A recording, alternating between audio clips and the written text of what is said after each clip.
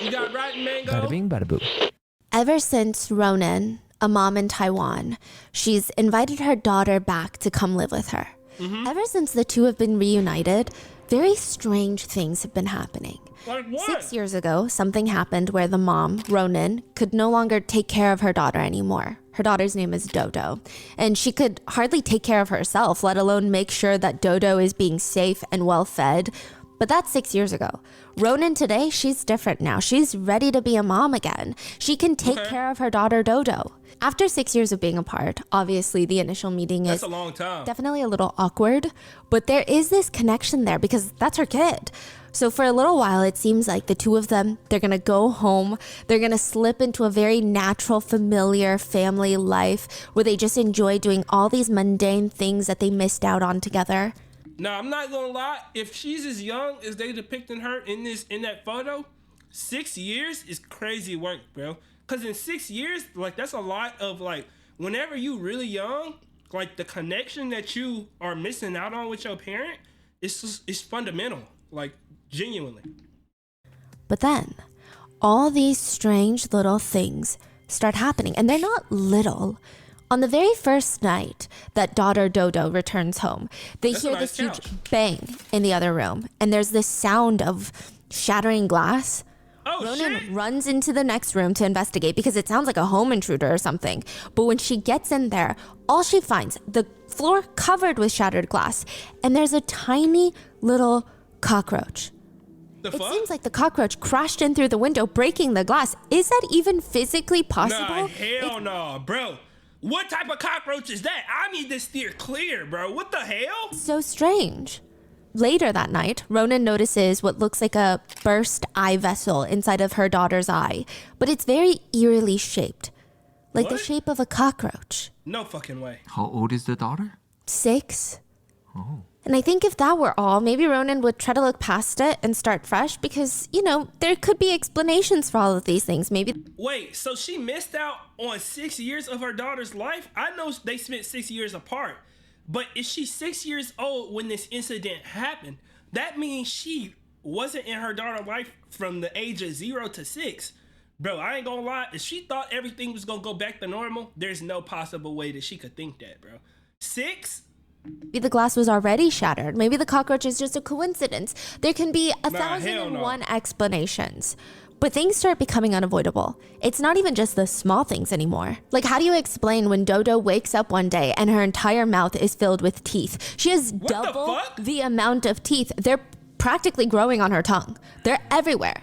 Or the fact that Dodo, her daughter, is able to magically shut doors. She could be on the other side of the room and the door swings shut. The window's not even open. It's not a Nah, hell no. Ain't no magically shutting no doors.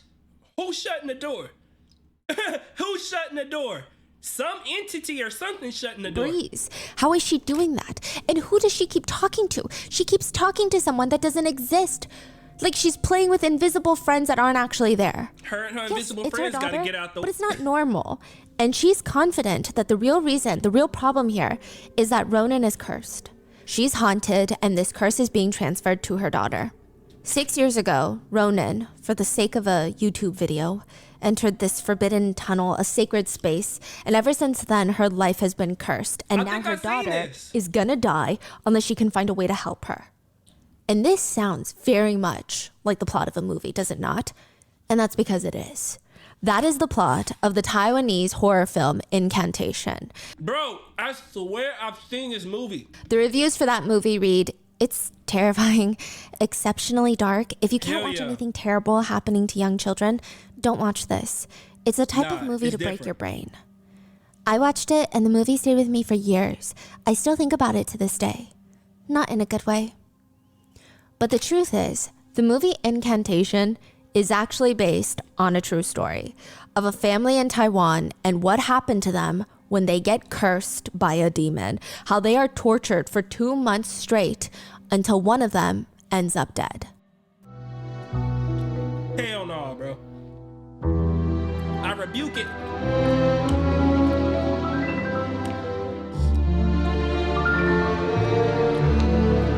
This one's gonna be an interesting one because I actually did see that movie. And it is genuinely scary. Like, I wouldn't recommend young people watching it.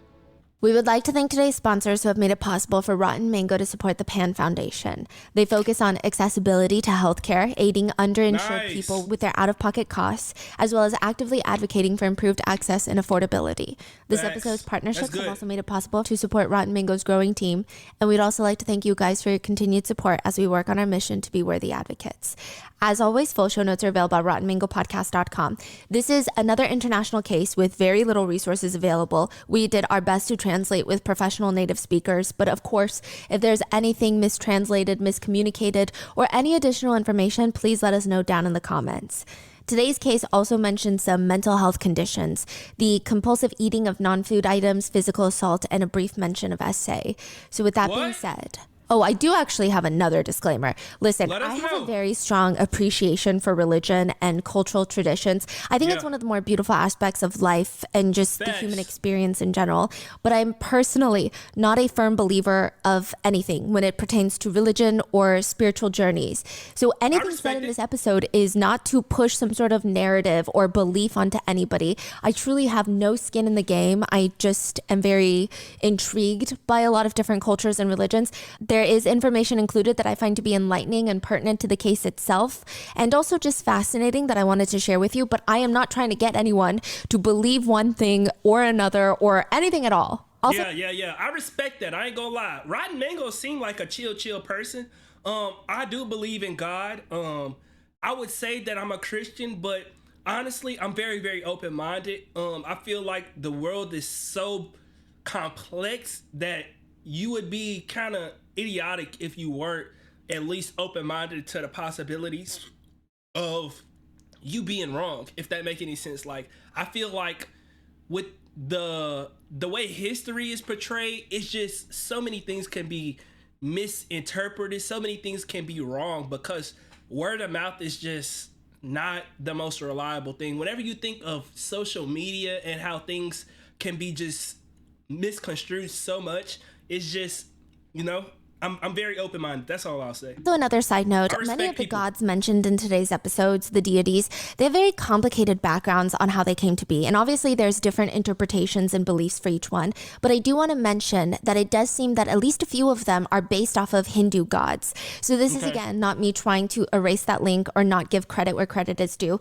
But I think to deep dive into the origins of each god would take a lot of care and expertise, and I'm mainly trying to include the parts that would be relevant to the actual case. So if you guys actually know more about each deity, please let me know in the comments. I would love to learn more from you guys, because the internet is a tricky place where everybody disagrees a lot. So with that being said, let's get into it. Bro, and that's when I was talking about like history and stuff like that, I feel like religion and history go kind of hand in hand. And I feel like because communication can be so off, translations can be so off, it's hard to always get everything right, everything true, you know? April 11th, 2005.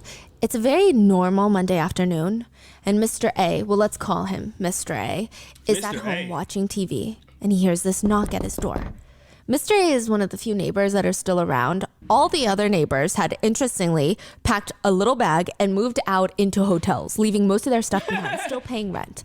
It's very odd. They like me. Mr. A gets up and he walks to the door, looks through the tiny little peephole, and he sees his neighbor, a middle-aged man, Mr. Wu, just standing there looking very anxious. Mr. Wu, what's wrong? How can I help you? Mr. Wu leans in closer to the door. Call an ambulance. What? That's what I Mr. said. A fumbles with his locks, and by the time he opens the door, Mr. Wu is gone. He looks to the right, he looks to the left. No Mr. Wu. He didn't even know middle-aged men could move that fast. It's wild. So he grabs his phone, puts on his jacket and his shoes, and he starts making his way over to Mr. Wu's house, which is at the top of a neighboring building. It's a 3-story building, and Mr. Wu is at the top. That's his residence, 3rd floor. So he's running up the stairs. He approaches the door. He doesn't see Mr. Wu anywhere. He's nowhere to be seen. He presses on the handle of Mr. Wu's front door. The door creaks open, and a fly comes flying out at him. So strange. Bro, He turn walks around. inside, No. and once he sees why an ambulance needs to be called, Mr. A runs back out of the house. He's dry heaving on the pavement and immediately calls the police.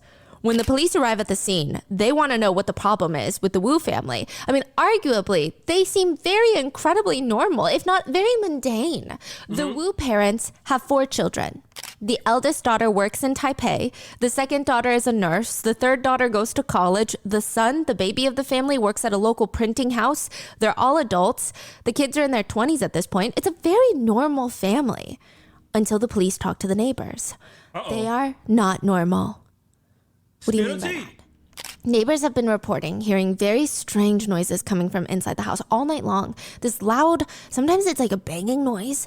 Sometimes you don't know what the source of the sound is. Sometimes you do know. And then sometimes it's just the most obnoxious gong going off all night long, which is definitely frustrating for neighbors to deal with, the constant ruckus from the upstairs residents.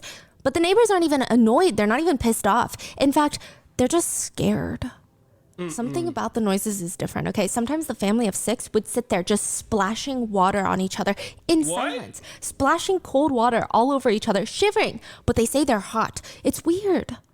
Sometimes the neighbors would wake up in the middle of the night to hearing someone screaming, other times to chanting. Nah, hell no, bro. Hell no, bro. I'm moving, bro. That's just too much. The house, and yeah, the police are like, that's not a normal place. They look at the signs posted on the windows into the house. There's a red 8 trigram symbol posted onto the window. The 8 trigrams are ancient symbols used in Taoist philosophy that represent the 8 principles of feng shui. Feng shui being harmony of individuals and their environment. Okay. At its core, feng shui is about creating balance and flow in your living area, right? So the 8 principles of having good feng shui balance, oversimplified, are heaven, earth, thunder, water, mountain, wind, fire, lake, which symbolizes joy and pleasure. So they all mean something. And when you put that symbol of the 8 trigrams on the window, it typically means that whoever lives in this home is seeking protection. They likely want to ward off negative energy and spirits, which is not too crazy of a thing to want. I feel like we all want that. They see that red 8 trigrams taped to the window, which itself is very normal, standard even, but it's everything else that makes the house feel so strange. What? On the balcony of the house, there are these black clothes that are sticking out of the windows like flags. It does not appear that the clothes are being hanging to dry. They're hanging on sticks, just floating in the air like flags, or like ghosts wearing black clothes and hanging out of the window, whichever one you want to envision. When you step foot into the house, you hear this crunching noise, and you look down, and the entire floor is covered like a beach. But instead of sand, it's covered with salt and rice grains. The whole floor. They can hear flies buzzing around the house. They walk further in, and on the dining table, they find a whole table setting laid out. Plates, bowls. The bowls are filled with fulu, a talismanic paper soaked in water. And the plates are smeared with the main dish, the main course. Feces. What? Poop. What? The flies are just circulating over the table, but that's not the only source of the smell. Feces has been thrown at the walls, covering the walls, sliding off the walls. Not a single window is left Bro, I'm trying to eat my pizza. Open to let in some fresh air. Not only that, but the windows are covered in these yellowish papers taped to the windows, resulting in this severe lack of sunlight coming in, which means feces are hanging off the walls. The air is thick from the smell. Not a single hint of a breeze, just still air sitting, marinating in the poop stench. Bro, there's no way a neighbor didn't smell this or nothing seeped out the door. And no sunlight to try and balance things out. It's dark, dingy, grimy, and the smell of feces is overwhelming. In one of the bedrooms, there's a 28-year-old woman lying motionless on the floor. Her limbs are stiff and she does not appear to be breathing. She has no pulse. They rush her to the hospital, but it is no luck. She has been dead for 2 days before the police found her body. No. The hospital starts an autopsy on the woman, and her whole body looks incredibly pale. There's these massive wounds all over her body, giant bruises, fist-sized, up and down her body. But more puzzling than that are these tiny circular uniform burn marks, similar to cigarette butt burns, but not really. It's much smaller. It's about the size of like an ink dot. So if you were to take the tip of a Sharpie and just hold it onto your skin, it's kind of that size. What could even cause burns that size that are that consistent and uniform all over her body? It would have to be like Believe some it or metal not, rod. there's another medical mystery that the doctors cannot even wrap their minds around. Shoved into the woman's nostrils, mouth, in her esophagus, and smeared all over her skin is a mixture of urine and feces. Ugh. Furthermore, her entire stomach, the only thing in there is no food, nothing but just semi-digested feces. The sheer volume of feces would indicate it was most likely human feces. Oh my god. So why, how, I mean, who did this to her? The police are able to confirm that the deceased woman is the eldest daughter of the Wu family, the residence that she was found in, which means the people most likely to have answers to what happened to her are her family members. But there is no trace of the rest of the Wu family. After Mr. Wu knocked on his neighbor's door, he vanished along with his wife and his 2 daughters and his 1 son. All 5 of them are gone. They hadn't taken any belongings, nothing. They just disappeared into thin air from this house. And there are just some places that you just do not go. In the movie Incantation, the place that you're not supposed to go is inside this tunnel in this remote village temple. But because the main character, Ronan, the mom, and her boyfriend at the time, they run a YouTube channel where they go ghost hunting. Idiots. They weighed out the options and they thought, go into the tunnel to get great views. Idiots. Or not go into the tunnel. Bro, the view's not worth it, bro. What is people's problems, bro? They go into the tunnel. Ronan's Idiots. boyfriend and his cousin decide, we're just gonna get the good footage. Despite being warned by the locals multiple times never to step foot in here, we're just gonna go and get the footage. And that's how they get cursed, and Ronan's boyfriend and cousin ultimately die. Ronan ends up giving birth to a daughter that she didn't even know she was pregnant with at the time. She has to give up custody to her daughter for 6 years because of how mentally messed up she is from everything that has happened inside that tunnel. Because again, there are just some places that you just should not go. Facts. In the real life case of Incantation, the Wu family, they travel to the 5-Finger Mountain. It's called the 5-Finger Mountain because the peak of the mountain has 5 prominent peaks. It looks like the ridges of the fingers of a hand. It's a natural landmark, but some people don't think it's the safest. Not just in terms of physical safety, but spiritually. I mean, in many folklore, mountains are considered sacred places that are inhabited by supernatural entities, which means, yeah, you can go there to get guidance from the good supernatural entities. But when there are entities, one might believe there must be good and bad. You can't just cherry pick. Yeah. According to many folklore, those who died unjustly or have unfinished business, they typically dwell in the mountains, waiting for their chance to get revenge. They may want to trap the living just due to how angry they are. And it's said that the path on the middle finger of the 5-Finger Mountain has the most negative energy. Many people experience and have reported feeling stuck. Physically. Like they feel like they can move, but their legs won't move. What? They feel exhausted all of a sudden, drained, but not just, I'm a hiker, I'm tired. It's weird. It's unexplainable. They hear voices. They have all these unexplainable supernatural encounters on the 3rd finger. But like I said, when there is good, there's also bad. So it works in the opposite way. Meaning some people believe, no, if you go to the 5-Finger Mountain and you meditate, you're going to get amazing guidance to spiritual problems that you may be having. From who? And under what conditions? Boy, y'all crazy. Why you can't just be normal and just like, bro, what the hell? So the 3 Wu sisters are sent to the mountain for a month to meditate. This is the real life family. 3 of the sisters, so they have 3 daughters and 1 son. The 3 daughters are sent to the 5-Finger Mountain for an entire month to meditate at a local temple. Oh, so this is before the sister was dead. Yes. Yeah. They need to use the power of meditation to drive out the demon inside of the eldest sister, the one that ends up dead. It's going to take at least a month. They're going to stay at the temple, and they are not to come back home until they are cleansed. I mean, it's not like the sisters really wanted to do this, but they don't really have a choice. Why did they send all 3 of the sisters? And why didn't the youngest go? Like, it's just, never mind. Incredibly normal until it wasn't normal. And it all starts February 2005.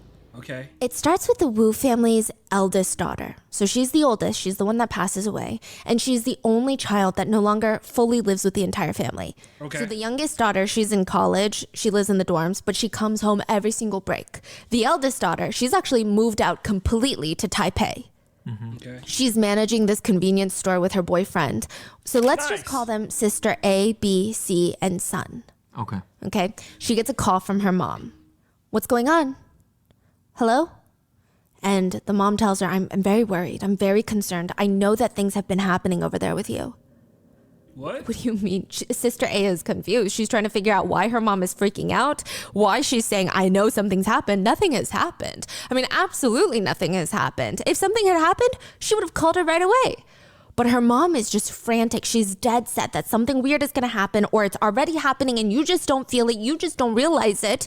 Moms do have Sister that A intuition. calms her mom down and she hangs up the phone thinking, okay, that was a little bit strange, but I think she's okay now.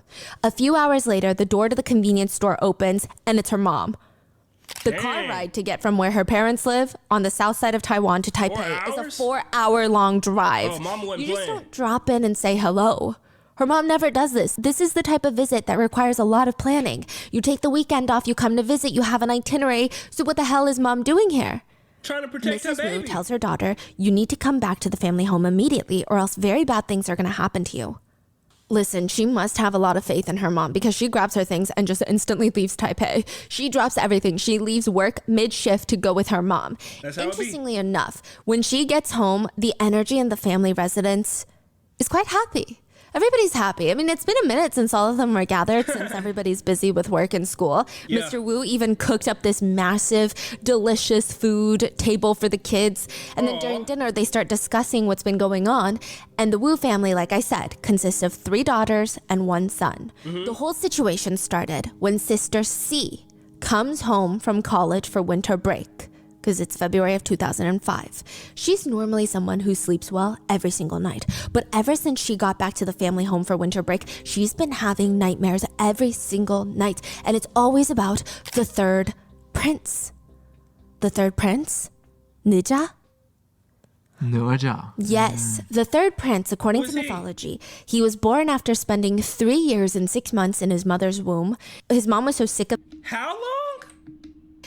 He was born after spending 3 years and 6 months in his mother's womb. Oh, his poor mama. His mom was so sick of him in her stomach that she would get frustrated and, quote, pound her stomach in anger. No. For such No, that's not funny, bro. That's crazy work, bro. an extraordinary long pregnancy. And to make matters worse, when she finally gives birth to him, instead of a baby, a giant ball of flesh rolls out of her body. And her husband, the third prince's dad, witnesses all of this and is convinced that his wife just gave birth to a demon that needs to be extinguished. He grabs his sword, attacks the ball of flesh. What? It opens up and out comes a fully formed boy, the third prince, that No can talk way. immediately out of the womb. No Now you may be way. thinking, that's a pretty tough dad and son relationship to mend after your dad is adamant that you're a demon. That's the question you think we asking? How's this nigga talking straight out the womb, nigga? 3 years? The second that you come into this world. But despite that, the third prince has a strong dedication to his family. The prince and his dad are known to fight all the time, but ultimately it seems like the third prince has a strong sense of filial piety. I mean, he is, at the end of the day, one to protect his family. Which is why he is typically worshipped for protection of children and families and sometimes ensuring safe travels. The third prince deity is typically known as the patron god of children. In terms of worshipping deities, the third prince is not an intense one to worship, if that makes sense.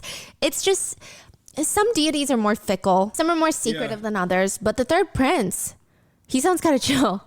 I mean, generally he prefers offerings, fruits, meats, nice. Duck meat he doesn't like because it's considered sacred to him, so you have to be very careful. okay. He's also a teenage deity, so he really likes candies. And if Candy? you really want protection from the third prince, to just have a small statue of him is usually a good way to get it.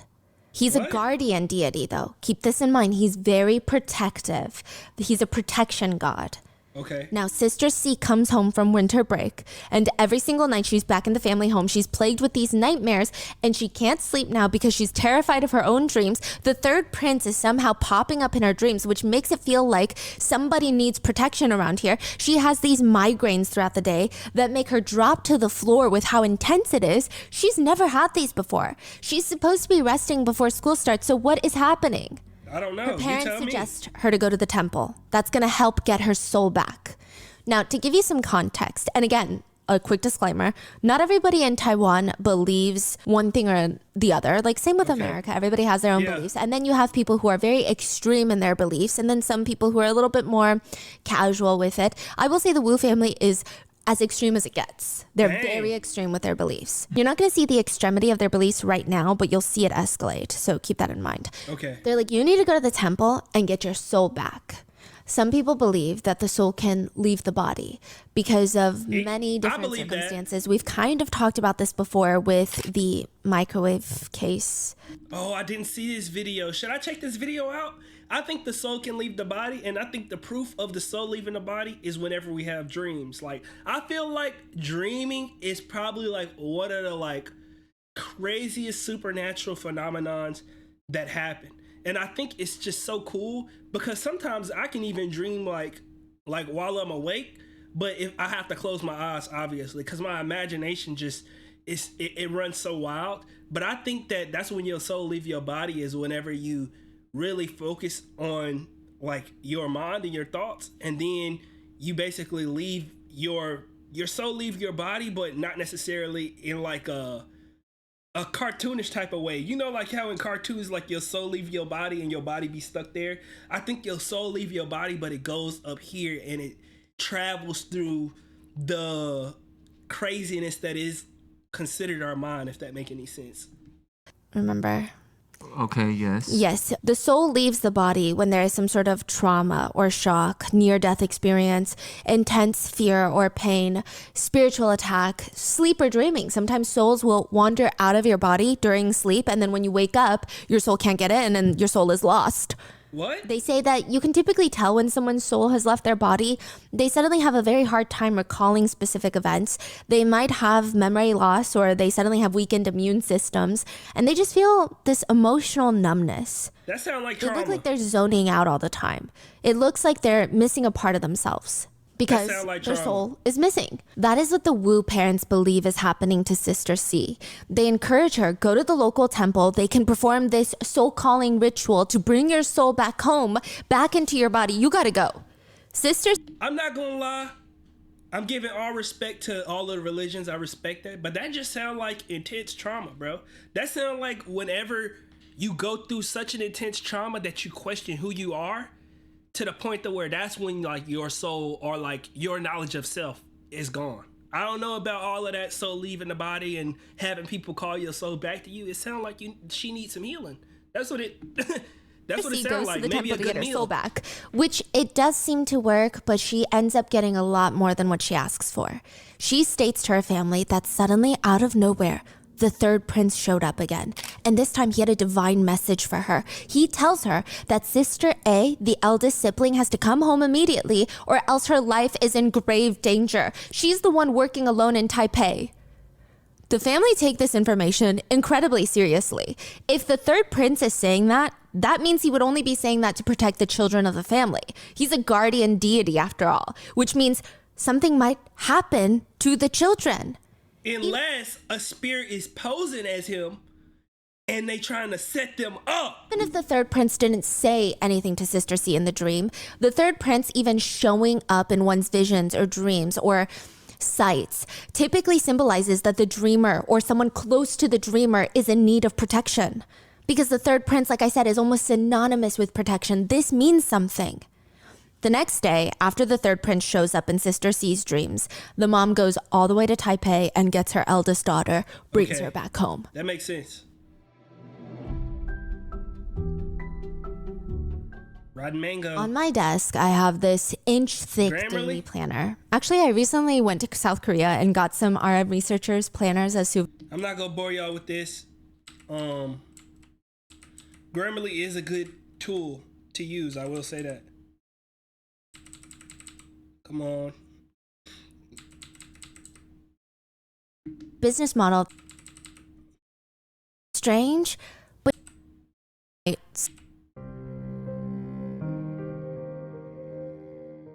that night, Sister A, she's being told all of this over dinner. She thinks it's strange, but she tries not to think too much into it. Okay. She goes to rest, And she comes all the way from Taipei, lays down in bed. She doesn't feel like the energy is that strange. I mean, she's home. She's so familiar with this place. This is where she grew up with everybody that she trusts more than anything. And she drifts into sleep. And hours later, she's awake, drenched in sweat, gasping for air. Her mom slams open the door. She's been screaming all night. She runs in. What's wrong? What's wrong? Tell me what's wrong. Sister A tells her mom that everything little sister said is coming true. What? There's this nightmare that she just had where she was essayed by a strange man and then ended up killing him, and there was so much blood and everything bad is happening. Bro. Her mom drags her out of bed and both of them kneel at the family's at-home altar to start praying. But the next night, it happens again. Another nightmare. Now the eldest sister can't even go to sleep without feeling this intense fear. She won't even sleep during the night. She dozes off here and there during the day. But that's about it. Like, think of it as naps. She hasn't gotten a good night's rest since she got home. Bro, I'm not gonna lie. I've been SA'd in my sleep before, y'all. And it was really whenever I was trying to withhold my sexual energy the most. I think sometimes our mind play games on us like that. That's kind of scary, though. I'm not gonna lie. Whenever there's a loud noise, she starts freaking out. If someone is talking in a pitch higher than an inside standard voice, she freaks out.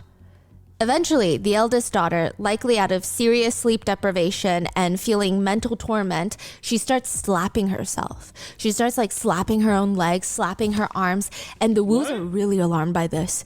They drag her to the temple where the youngest had gotten her soul back. And the parents tell the ones that run the temple, they think they know why this is happening right now. We understand why. Why? Okay, so the family thinks the reasoning of all of this is because they moved the third prince statue in their house. So way before he showed up in Sister C's dreams, the third prince had his own altar at the Wu family house. They worshipped the third prince. But a while back, they had gone to a different temple, and with some guidance, one of the mediums there told the Wu family that their family situation seems unclean. He was very ominous about it. He didn't give them much more information. What so the medium? Wu parents, being firm believers, they start getting paranoid. They ask him to come to their house to exorcise the evil spirits that's making the residents unclean. And while they're exorcising the place, they move the statue. They move the altar of the third prince to a new location inside the house, but maybe they shouldn't have done that. Maybe that messed with the protection of the house somehow and made it so that another entity could enter, like a non-protective entity could enter their home. See, the problem is they playing with too many entities. How you all messing with this many entities? At the temple, the eldest sister was able to be cleansed by the spiritual mediums. And when she comes back home, things are normal again. In fact, after a few days, she's had zero nightmares, zero slapping herself on the legs. She's like, maybe I should go back home to Taipei. I mean, we avoided this looming tragedy. Likely it was nothing. We just needed to move the statue back. I should just go home and resume life as normal. That's the best case scenario, yes? As the eldest daughter is spending the last few days with her family, she gets this phone call. It's like a rather brief phone call. Nobody can really even make out who she's talking to or what she's saying. But by the time she hangs up the phone, she is no longer their daughter. What? She is no longer Sister A. What? She turns around and states to the entire Wu family that she is the goddess of mercy. Wait, she hung up the phone? And Yeah. she says she's a goddess? Now, to give you some context, this is good and bad news depending on your own beliefs. If you do not believe in deities being able to possess humans, this is very bad news. If you do believe it, like the Wu family does, then this might be the best deity to be possessed by. The goddess of mercy is often described as the kindest of all deities. She is the mother of compassion and mercy. She's believed to have unconditional love and compassion for all beings, even humans. She's not fickle, where, fickle deities might want more in return or set you up in some aspect. She's not like that. She's known to work tirelessly to save all beings from suffering. So if the goddess of mercy has taken their daughter's body, that means there is a divine message there for them. The Wu parents think, wait, maybe all of this going on is because our daughter is a spiritual medium. And this is the way we find out. A vessel is the spiritual medium between the deities and the humans. The so-called translators between the gods and the mortals. So when mortals, like humans, have questions, they have nowhere to seek answers. They may approach a spiritual medium and request that they ask the deities for the answer. Being a spiritual medium is typically, from my understanding, a job that calls you. You don't call the job. Yeah, that's the job what chooses you. People will naturally find themselves being able to connect with spirits, and with further guidance or training of sorts, they can be full-fledged spiritual mediums. It's not an easy job. One medium describes it as the first time your body feels very warm, really hot. The energy is starting to come to your body, starting to surround you. So you feel very, very warm. Within the first 5-10 minutes, the energy starts slowly coming. And within that time, you'll know the energy belongs to which deity and what they are here for and what purpose. During the possession, you won't know what's happening until you wake up. Then you'll feel very tired afterwards. It's a lifetime commitment being a medium. It's very exhausting. I bet. Which, side note, there's actually a lot of harm when it comes to being a spiritual medium. I bet. One of the key components is, for I'm sure many reasons, spiritual mediums will feel the need to harm themselves. What? So while they're being the vessel for the deity, a lot of the times they'll write these talismanic papers. So these charms on a piece of paper that you take for protection. Yes. And they will use the blood from their tongue. So a lot of the times they'll cut their tongue and use the blood to write. But they don't feel pain when they're in this state, they say. They'll even pin flags to their skin. So you know those wooden skewers that you grill things on? Yeah. I don't know if it's those that are used precisely, but that's about how thick they are. Some of the spiritual mediums will pin flags onto their back. They will pinch a piece of their lower back skin, stab the skewer into their flesh, and have it standing upright so that the flag is near their necks. And they'll pin like 5 of them. So they have 5 flags pinned into their backs. See, I've seen that visual, but I didn't know they stab into themselves. Yes, and then they will stab skewers through their mouth.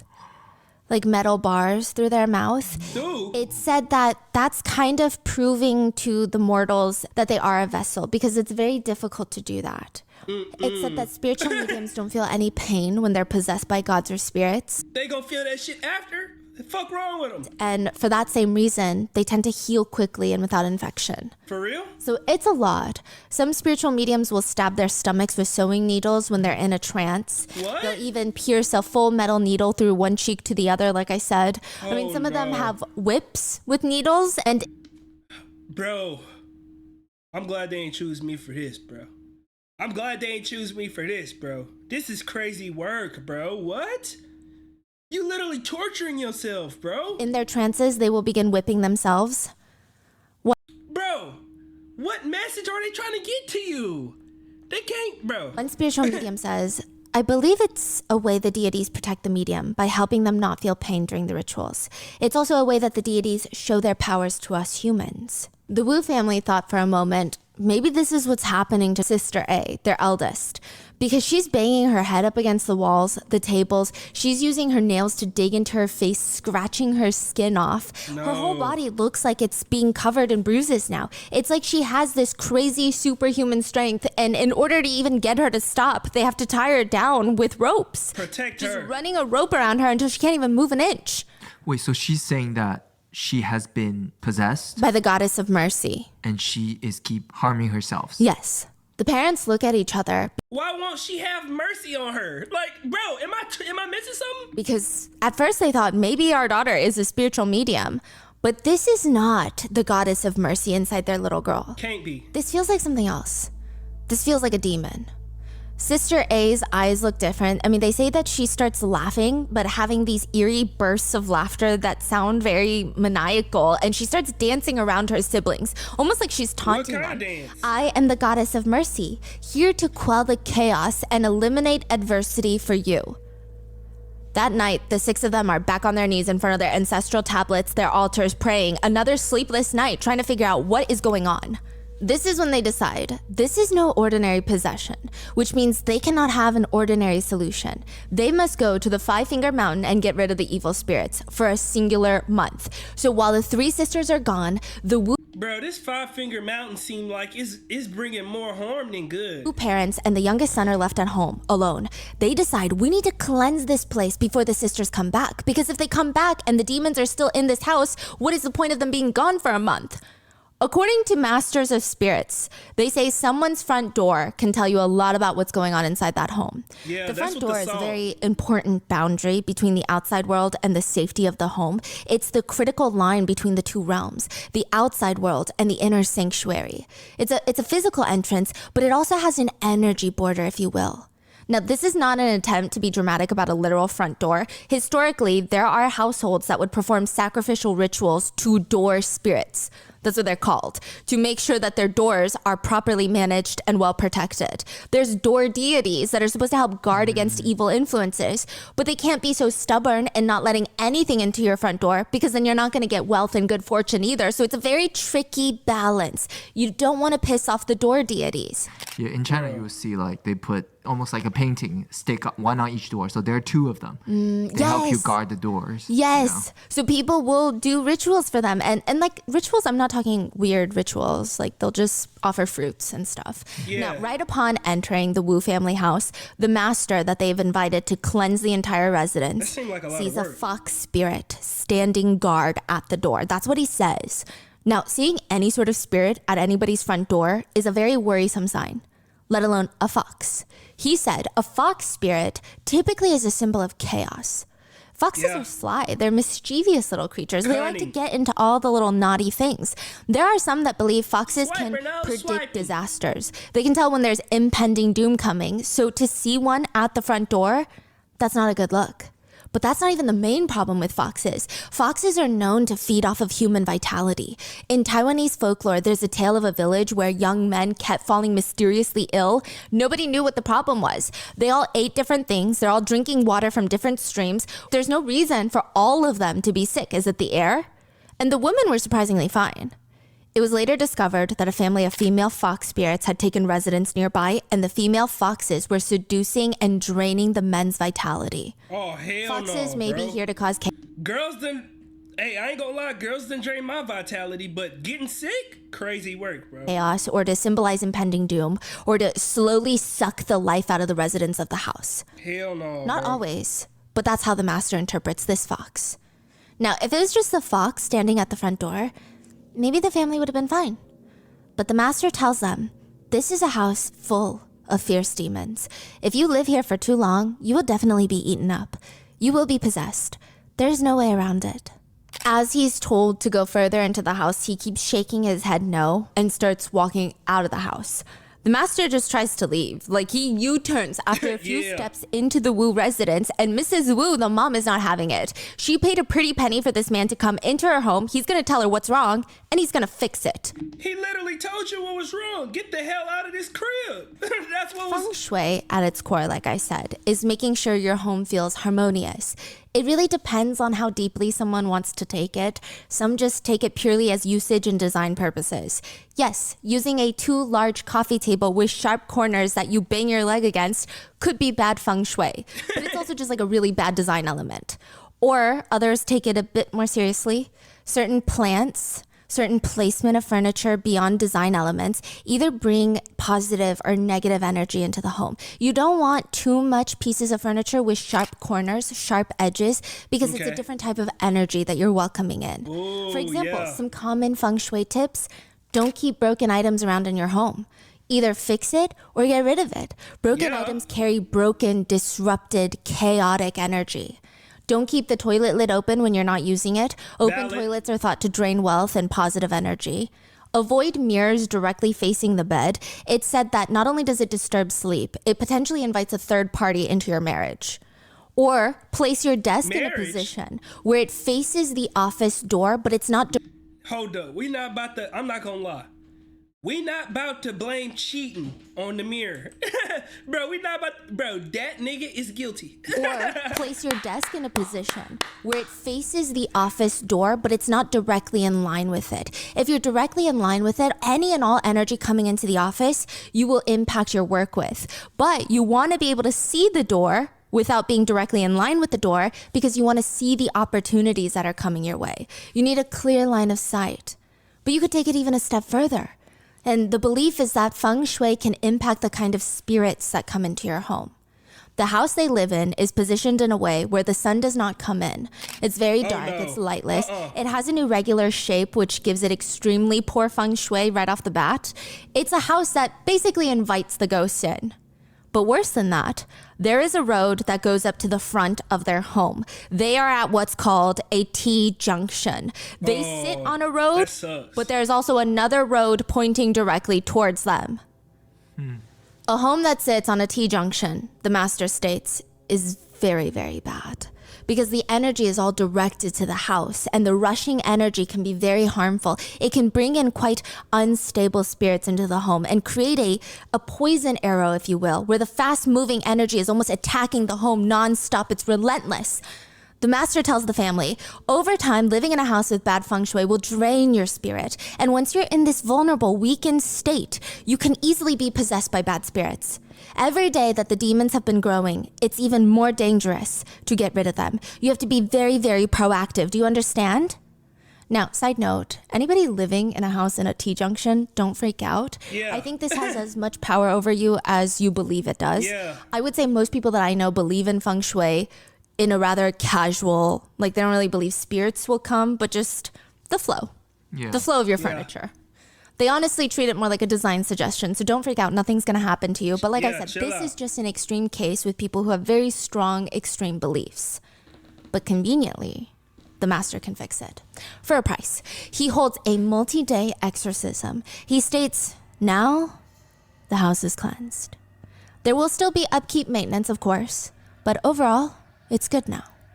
The Woos thought, oh, well, now that you say that, I do feel more relaxed. Oh my gosh, bro. They letting this con man talk them into this, bro? Even our bodies, I feel like the tension is loosened that we've been holding on to. But just to make sure that the house is ready for the sisters to come home, the Wu family, they purchase a lot of the talismanic papers, the charms from the master, as well as joss sticks. Joss sticks are basically incense sticks and are often burned before a shrine. It's believed that if you have a perfumed joss stick to a certain deity, they will be pleased and give you their blessings. And even the number of joss sticks offered is meaningful. 1 stick is for worshipping the deceased. 2 for guardian spirits or for food offerings. 3 is the most common. It represents the core elements. 5 is for worshipping the deities and the elements. 7 sticks is for the sun deity. And the 9 sticks is the most auspicious, they say. It's used for worshipping Buddha's graces or guardian angels. So you burn them at the altar or near the front doors or the windows. And technically, you're supposed to use the joss sticks in a well-ventilated area. But the family decide, why don't we plug up every possible ventilation outlet and burn the joss sticks? Because that would be the ultimate, deepest cleansing. That would be the most condensed scent. And I think the deities would be the happiest. You think? How y'all playing around with what you think gonna be good? Like, bro, they got everything backwards. I'm not gonna lie. Number 1, you invited this dude in here who making y'all pay for all of this stuff, which I'm not hating the hustle. Get your money, my brother. But if the spirits in that house that bad, bro, you should not be charging them. This should be your life's work. This should be something. This should be something that you want to do because these people in a bad situation. Am I tripping? What's going on? They even hung fabrics outside their house. They're described as exorcism cloths, meaning that they've been blessed and prayed upon, and it's supposed to give the person in need, as well as the property, a spiritual cleansing. It's thought that even touching the cloth can help drive the evil spirits out of you. They fill the entire apartment with the talismanic paper, the fulu, if you will, and they fill it with the joss sticks. They keep burning them. They hang the black clothes outside the window. They have the 8 trigrams posted on their window by their front door.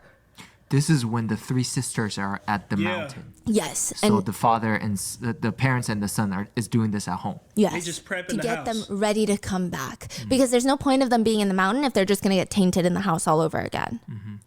And it works. A month later, the Wu sisters come back home from the 5-Finger Mountain, and the family of 6 are reunited. Everyone seems to have their lives restored.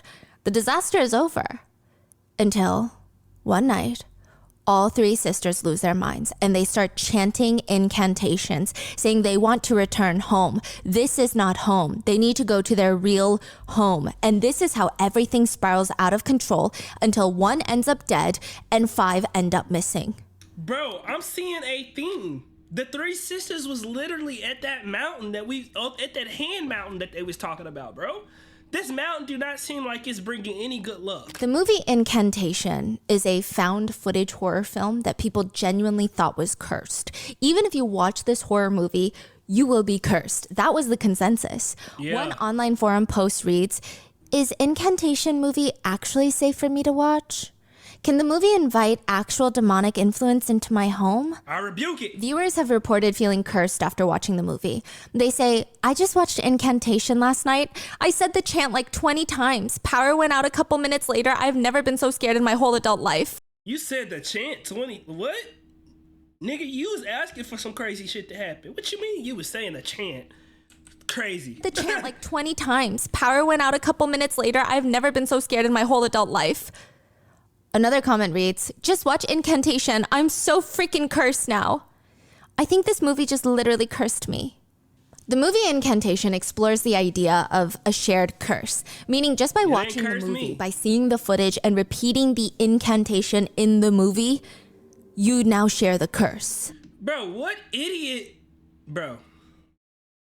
I remember being a child and they told me not to say Bloody Mary 3 times in the mirror. Buddy. I'm not even looking in the mirror, bro. For a year, 2 years, bro. Why the hell would you... Like, what? Y'all be crazy. The movie tricks you into staring at this symbol. The main character tells the audience, because it's found footage, it's like she's vlogging. She tells the audience that the symbol is for blessings. She asks the audience to help save her daughter from the curse by chanting the incantation together. And she thanks everyone by wishing her daughter blessings so that she can be cured. But the truth of the movie is, the symbol, the incantation, all of it is a curse. The mother has asked the audience to repeat these things because she knows they are a curse so that they can take the burden of the curse away from her daughter. They can share the curse with the audience. Wow. In the real life case, there is also a shared curse. It is that of shared delusion, collective psychosis of the entire family. So after getting back from the mountain, the 3 sisters start losing their minds. The family's gathered in the living room. The parents and the son are trying to figure out what to do, how to help the sisters, and also why are all 3 of them losing their minds? Why are they all possessed all of a sudden? They're burning more joss sticks, chanting more incantations to get rid of the spirits inside their family members. And it's in the middle of all of this that the dad turns to the rest of the family and he announces, "I am the Jade Emperor." What? The Jade Emperor is a celestial ruler of heaven. He has supreme sovereignty over all the deities, immortals, and humans. He's the one, if you remember from our Baby Garden episode, the Chinese zodiac animals were all in a race. He's the one that organized the race. He represents the ultimate authority over the universe. He's a deity, and he's known to be quite compassionate and fair and merciful. And now Mr. Wu claims he is the Jade Emperor, which makes Mrs. Wu stand up. I mean, her husband just lost his mind, and so did her 3 daughters, and so has she. She states, "I am Queen Mother of the West, one of the most ancient and powerful goddesses, the Jade Emperor's wife. She has complete control over creation, destruction, death. Most of her days, she sits there in her peaches of immortality. They have a little garden in their palace. She alone can determine the lifespan of every living being." Damn. Wow. Which means the dad is now the Jade Emperor. The mom is the Queen Mother of the West, the Emperor's They wife. gotta stop doing the these eldest daughter is chants. still the goddess of mercy. The second daughter, Sister B, claims she's the 7th fairy, the youngest daughter of the Jade Emperor and his wife. Wow. Then we have the third sister, the one that came home from college and started having the nightmares. She claims she is now the 3rd prince, the protector of children, the guardian prince. Leaving just the youngest Wu family son, he looks up at his family members standing there and he says, "Everyone stop. I am the drunken monk." What? This is another character from He like mythology, me. a monk that was unconventional in the fact that he was always drunk, but his heart was always in the right place. Oh, I know. Yeah. That's every drunk person for real. Is the name. So they're all good deities from what I can tell. Yeah. The whole family at this point believe that they're all possessed. But what are the odds that all 6 of them are possessed by good deities? Slim to none, that's what they think. They think there must be at least one person in this family that has been possessed by a devil, and that is why everybody else is possessed by a good deity to get rid of that demon. And it's up to them to figure out the fake one. When the police are called to the Wu residence, the family are not found until 3 days later. So they find the eldest sister A's body, and then the family is found 3 days later in a temple about an hour away from their home. The 5 remaining Wu family members are covered in bruises, as well as the same scars that Sister A had, those circular burn marks. The police have so many questions. Sister A is dead. The whole house is smeared in poop. The rest of the family have similar burns to Sister A. What happened in the past 2 months in that house? Yeah. At this point, the dad refuses to talk to the police. He states he will be haunted by demons by disclosing secrets. He's not taking that risk ever again. The police try to talk to the mom. The mom is sitting curled up in the interrogation room, and the interrogator is trying to ask her where the family has been for the past few days. We had to leave to avoid disaster. Avoid disaster? What disaster? The disaster The mother happened. looks up and starts shouting. She seems paranoid. She keeps looking around. If you don't leave, you might be possessed. When confronted with her daughter's death, the mother just kept repeating, "It's not my daughter who died, but the demon who is attached to her." The police are getting frustrated, so they try to think of something different. They bring in the Emperor's Ruler, which is this square wooden stick. It has sacred titles of deities and scriptures carved into the wooden stick. It's supposed to cleanse evil spirits and block them from entering. Do they believe in the Emperor's Ruler? No, the police do not, but it's only when they bring this in that everyone starts opening up and starts sharing what happened in the past 2 months. What? What? That's The what I'm past saying. 2 months has been an utter living hell in the Wu residence. Each one of them becomes possessed by a deity. They all come to the same conclusion that there's just no way that every single one of them is possessed by a good deity. So there must be a demon amongst the group, because why else would they be suddenly possessed by powerful gods? They just need to figure out who is the demon. So first they start by sprinkling the floors of the entire apartment with rice grains and salt, because demons don't like that. They believe the salt will purify the evil spirits and neutralize their bad intentions. They start setting up ceremonial arrangements where they place ritual objects, talismans, offering in a specific layout to expel the evil spirits. And each time they pick a new victim. They just go in circles being like, that one is the one with the demon. Neighbors said they would see this through the windows and they would hear it. They would force one of the family members to kneel down, and they would just use their hands like automatic slappers. What? Just slapping their face left and right to beat the demon out of them. Bro, nobody called the cops. Nobody was like, what the fuck? Like, bro, I'm not gonna lie. I see why they talking about staying in apartments, bro. I'm leaving town, bro. I'm not staying nowhere near nobody who doing all that extra crazy shit, bro. They do that to everyone, Yes. including parents. Yes. And they saw And it's this. not working. So they start taking rice, turning it into sticky rice, mixing it with salt, and smearing it all over each other to get rid of the spirits. Bro, they Still coulda cooked- they coulda made a nothing. good dish. Because the indicator is Some sushi. the demon is gone, the rest of the possessions will be gone. But if they're still possessed by these deities, that means the demon is still here in this very living room. They start smearing each other with sticky rice, salt, but nothing. And that's when they start beating each other. They take turns. Every day it's someone else with a broomstick, with mops, walking sticks. the hell? They're using the joss sticks to burn holes into each other. No. Like you would burn cigarette marks, but with the joss sticks. It's said Bro. that deities prefer cleanliness, even demons. I guess the logic the family comes up with is that if this... Bro, if they like cleanliness, y'all not being clean, smearing sticky rice on yourself. Let's be freaking honest. Like, bro, everything that they saying is literally contradicting itself. Spirits, all spirits, even the bad ones, hate dirtiness. That means they like cleanliness. So then they if made you it make yourself dirty. so dirty, why would a spirit want to be in you or be around you? Why would they possess you if they hate dirtiness that much? That's how they start smearing human excrement all over the walls, as well as on the dinner plates.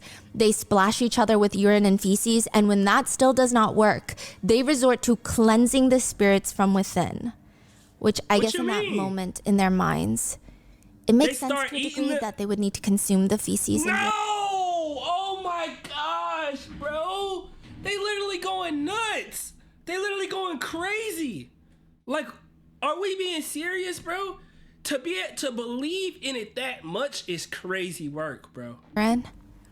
They start fasting. They don't eat any other food. And this is actually showcased in the movie as well, Incantation. they start starving and only feeding themselves feces. The entire family showed the authorities all their scars to show the eldest daughter was not the only one injured in this mass exorcism they were trying to hold. But still, it doesn't matter. Clearly, her injuries were the worst that caused her to die. To which the mother has a theory. She explains to the detectives that the demon that possessed her daughter was successfully exorcised because of the exorcism. Because she was the first to get possessed and had been possessed for so long, her real soul could not return to her body.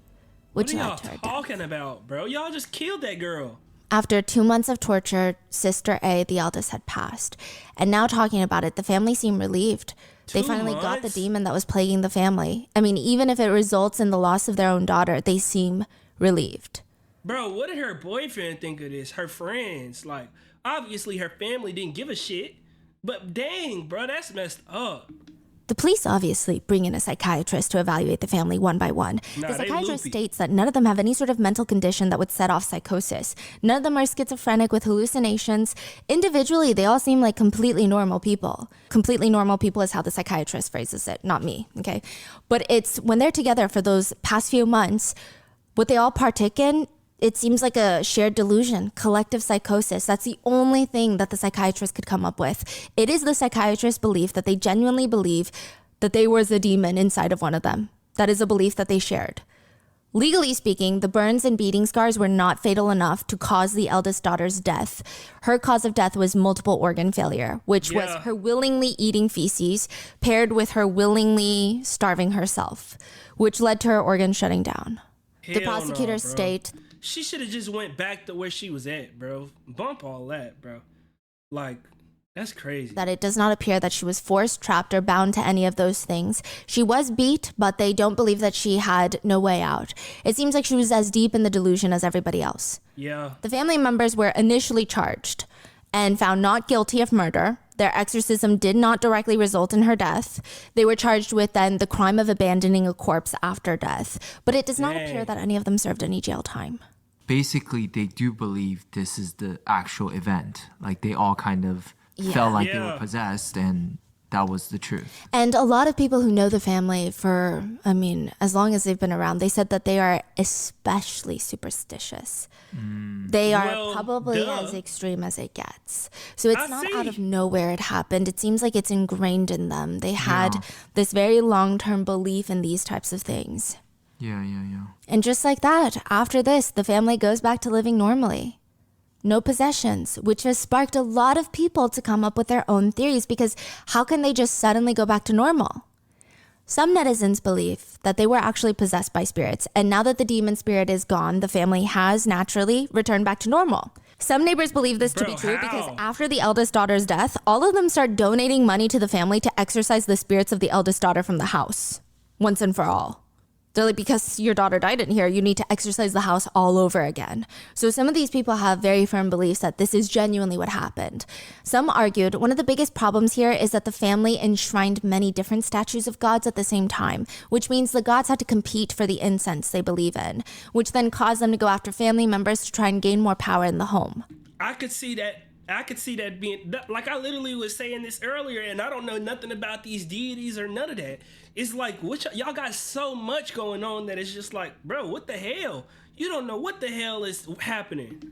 One netizen comments, they were all possessed by evil spirits and demons, and that's why this happened. That's possible too. Then you have most people who believe they were in a shared psychosis, a shared delusion. I would say that, yeah, the family was entranced, just not by demons. One source states that the local psychiatrist actually believes the family to have been a state of mass hysteria. They state a lot of people might find it hard to believe considering how few of the family members were in the medical field. So 2 of them were studying to be nurses. One of them was already a nurse, the daughters. But the family has always been very superstitious. So that coupled with sleep deprivation. Yeah, we also got to think they was going through this cruel, like whatever they was going through for 2 whole months. Eventually something was going to hit the fucking fan, bro. Eating crap, eating your own feces, getting drenched with pee, smelling that, like not eating, like that, somebody gonna go crazy, and it's only gonna get worse and worse and worse.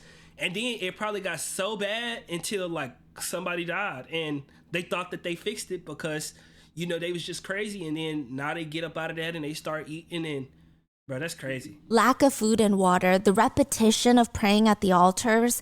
One netizen comment reads, the whole family is sick. Getting beat. Sometimes being too superstitious is also a disease. Another one comments, I once heard a Taoist priest say, if you feel something strange about your body, please see a doctor first. If you still don't feel well, then you come to us for treatment. Yeah. So they're saying, I mean, this is a very real belief and a lot of people honor it, but this is just so extreme. Another netizen writes, there is nothing wrong with the faith itself. It can be a spiritual substance, but excessive superstition is a huge mistake. Bro, the thing is, this was hella extreme. They said that these deities don't like messiness, and they went to eating feces and throwing pee and spreading it all over the wall, bro. You didn't think to just let me not fold clothes? Like, that's what I would have did. Like, bro, it's already a hassle to fold clothes. I'm gonna just not fold clothes. You know what I'm saying? I might not clean up here and there. But, bro, going to feces and pee off the jump? Odd. I'm just saying. Maybe One I'm netizen tripping. agrees, writing, faith should lead people to the right path and bring peace of mind, rather than causing trouble to others or even harming themselves or others. Facts. Another group of people believe, yes, they were in a state of mass hysteria, but it was brought on by a bad master. They likely went to a public temple in the mountain in the woods, the Five Finger Mountain, where they think that maybe they had run into someone who does not practice these types of things well. Someone who perhaps wants a lot of money and sees this as an opportunity, a family who is so distraught by even just a few nightmares, he starts implanting all these crazy ideas into the sisters' minds before they leave. Likely the master never thought it would spiral into something like this, but it did. I'm not gonna lie. I've been saying throughout this thing, I like how I say stuff before she get to it, and then we could make a loop around, because I've been saying every time they go to these temples, some stuff hit the fan, bro. Stuff hit the fan whenever the three sisters went to the temple. Like, every time they go to these temples, something hit the fan. Then you have another group of people that think, well... And the little master dude who was in there getting his money on? Aside from superstitions, let's put aside mass hysteria, some people are even more cynical of people, and they think that the family from day one wanted to kill the eldest daughter. Nah, that's wild. Whoa. Or at least the parents did. They tricked the other children into believing the superstition so that they could get the job done. There's really no proof behind this at all. I mean, there's no proof behind any of these theories or anything at all in this case. Yeah, but facts. they think, what if it's an expertly planned murder by the family to get rid of the eldest daughter for whatever reason? Other netizens point out how it's convenient and interesting that the family comes back to their senses after the eldest daughter's death and they're never possessed again. I would say that's a little tricky, but that's a belief that is floating out there. And lastly, a good chunk of people believe, yeah, it could also just be mold poisoning. What? They're saying that the apartment that they lived in was a little bit older, it was a little bit more rundown, and Taiwan being near water, things get moldy. It's a very tropical climate. Yeah, it's very humid during summer. So people are saying it could have been some sort of toxic substance in the house. Has anybody looked into that? And they're not getting ventilation because they're closing up all the windows. Yeah. They're getting sleep deprived. It could definitely be mold poisoning. Yeah. I don't know what mold So there's poisoning a looks lot like. of discourse about all of that, but I don't know. that's the case. I don't know what to That's believe. it. They just went on to live the rest of their lives. Nobody has really heard from them since. To the point where people are like, this feels like an urban legend. So the movie was inspired by this case, Yes. or? Inspired by the case. Really? Yeah, and there's a lot of discourse about the movie as well, Incantation. I think it's very interesting. So some netizens have stated the message of the film is brilliant because they state it's a replication of religion and spiritual beliefs in a movie form. So if you believe in a spiritual belief or a religion in real life, right, it becomes more real to you. So same with the movie. They're saying if you say these incantations and you are a little bit more superstitious, then you're going to believe you are cursed. I do believe that. I believe that humans have a lot more power in their beliefs than they do when they don't believe in stuff. And you choose your beliefs. I honestly do believe that. So it really is fascinating. That's what people say. I don't know, okay?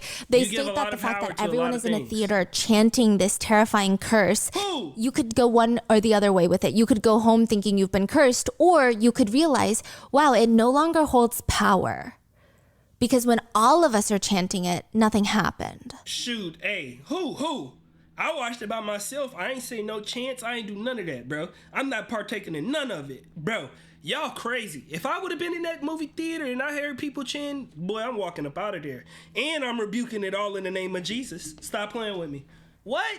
So there's also this Y'all discourse crazy. I'm of not even a lot taking of no these chance. things feel very individual based. Like nobody wants to be individually cursed.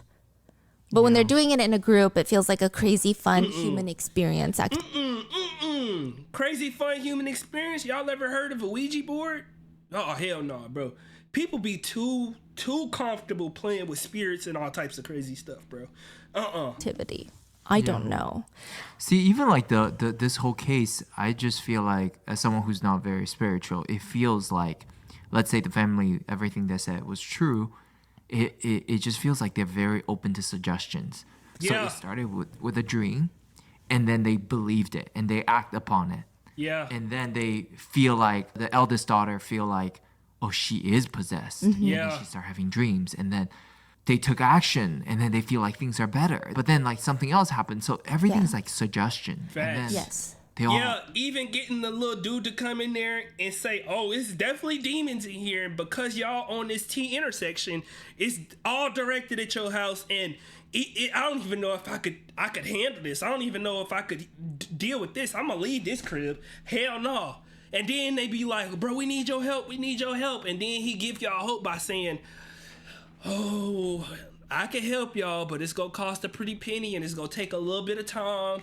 And y'all was like, yes, anything to get this going, because like we need to get this spirit out. Like, and then they come back and then it's like, bro, lost their mind. Oh, and just another quick disclaimer. Religion and like spiritual practices are different. I keep grouping religion into it because a lot of people in Taiwan consider it a religion. Some people consider it more so like a folk religion that they practice. Some consider it like a full-blown religion, so that's why. But I do think it's very interesting because I'm not a very spiritual person, but I am incredibly superstitious. And I think I force myself not to go down that path because what you were saying, of once you know something, you start spiraling. Facts. You do have to be like, you have to protect yourself and know yourself and know how you are, especially when you're dealing with stuff of like that, bro. You don't want to dive deep into nothing crazy like that. So I feel like if I were to talk to someone who could spiritually tell me my future or how I behave, it would just be living in my head. You're rent free. Suggestible. You're more suggestible. Like so suggestible. Yeah, you will start see things and feel things. Yes. And think about these things like constantly in your head. Bro, that's just like people with the angel numbers and people who talk about the zodiacs and stuff like that. I'm the way that I am because I was raised a certain way. Literally. That's how it works, bro. I was raised in these conditions and it made me this way. The things that I went through in my life made me the person that I am today. And the choices that I made me the person that I am today. It ain't got nothing to do with the zodiacs, bro. I feel like the zodiac signs be so broad. I ain't gonna lie. I feel like they be so broad. I've met people with zodiac signs and they don't line up with what the people say the zodiac signs are. I feel like a lot of times people just be superstitious for real. And this not even just for like religion or anything like that. It could really be anything. If you believe it, hey, it become a lot more real. I do believe that. Because I know a lot of people might look at the family and think, wow, this is so dumb, but I can't even do that because I think I'm a little bit more suggestible than most people. So I feel like if I were really in that situation and I grew up in that environment with my family believing in all of this so strongly, especially parents believing it. Yes, bro. I feel like that's one of the like scariest, most dangerous thing ever.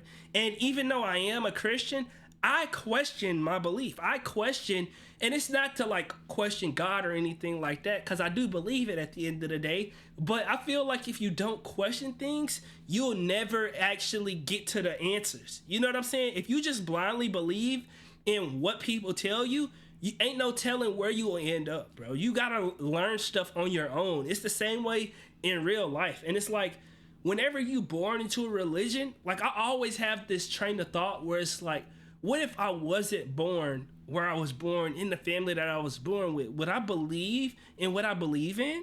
You know what I'm saying? And I feel like any religion, anywhere you live, you have to think of that. And if you never come across that thought, and you never question why you believe what you believe and how you were like introduced to it and why you believe what you believe, if you don't ever ask yourself why, then I feel like that's something you should do, you know? And it's gonna help you if you believe in it and you ask that question and it leads you further down the path of following that, then it's gonna only strengthen your connection to it. And if it pulls you away from it, it's only because you asked the question that needed to be answered. Like, honestly, that's how I feel. But I know everybody feel a different type of way about stuff. Those are your guidance figures. So it's very interesting. Yeah, and you got a lot of trust in Yeah, your the parents. director of the movie once stated, when I heard the story of the real case in the news, I realized that I didn't dare to know too much about what happened, and I was surprised at how much the topic scared me. Then I realized that the fears surrounding religious beliefs and taboos are very obscure. It's something we can't shake off. We don't need to convince people that it's real. Rather, we tell them it's fake, but even then it's still scary. Yeah. Why are we so scared of things we know are fake? So he's not saying the religion is fake, but the movie itself is fake. He's saying all the incantations, the symbols, they made up. Yeah. Someone just like whipped it out, but people are so scared, even though they're told it's fake, it's fake, it's fake. Yeah. I wanted to put those elements into a film so that when the audiences watch the film, they feel like they shouldn't continue watching. It's very That's interesting. genius. What That's are your genius. thoughts on this case? That case is crazy, but the movie, I think it was a genius idea. Nothing is worse than horror that feels genuinely scary. Let me know in the comments. Please stay safe, and I will see you in the next one. How did y'all feel about this video? I always love these Rotten Mango videos, and it's crazy that I actually saw that Incantation movie, because I ain't gonna lie, it was creepy. I ain't gonna lie. Even though, you know, I didn't participate in none of the I don't need no type of bad luck. Life already be stressful as hell. I already be struggling. I don't need no extra struggles. I don't need no extra problems. Bro, I want to know y'all's opinion on this case. I honestly think it's so sad at what happened. I think it's crazy. I feel like it could have been avoided, but then again, I don't like to throw my beliefs on situations that I didn't live their perspective. I didn't live in their shoes. I don't know what they went through. Everybody living in a different timeline. Everybody living under different circumstances, because I wasn't born in their shoes. I wasn't born with the family that they had. I wasn't born with the beliefs that they had. So I can't even put my judgment on this. But from my perspective and the way that I was, you know, brought up, it's crazy to me. I don't know. I could never imagine eating feces or doing nothing crazy like that. But we always say that this type of stuff crazy, and then one day in the future, whenever people look back at how we lived, oh, they just was on their phone all the time, and they was on the internet, and a lot of the stuff was lies, like people was just lying. I feel like one day, the way that we live today, I think the craziest thing I heard was on a podcast, somebody was saying that in the future they gonna think we crazy because we really be driving down the road 80 miles per hour in a metal box. And I was thinking like, dang, that is kind of crazy. But you know, we always think the past is crazy because it's always primitive. The past is always primitive.